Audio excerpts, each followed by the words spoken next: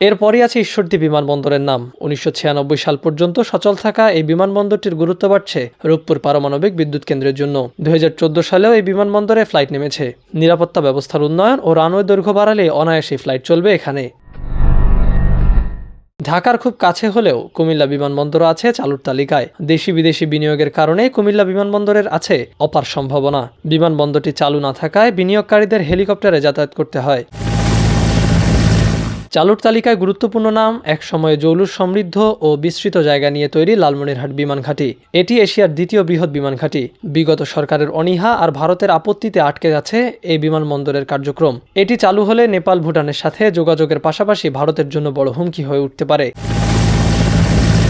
সিলেটের শমশেরনগর এয়ারফিল্ডটিতেও নজর আছে সিভিল এভিয়েশনের। বর্তমানে এটি বিমান বাহিনী ব্যবহার করলেও এর বাণিজ্যিক বিমান চলাচলের অনুমোদন আছে। এই ৬ বিমানবন্দর চালু হলে দেশের অভ্যন্তরীণ বিমান চলাচল আরও গতিশীল হবে, বাড়বে বিনিয়োগ ও কর্মসংস্থান, আর ত্বরান্বিত হবে আঞ্চলিক উন্নয়ন। দেশের অবকাঠামো ও যোগাযোগ ব্যবস্থার উন্নয়নের এই উদ্যোগকে তাই অনেকে দেখছেন এক নতুন সম্ভাবনার দুয়ার হিসেবে।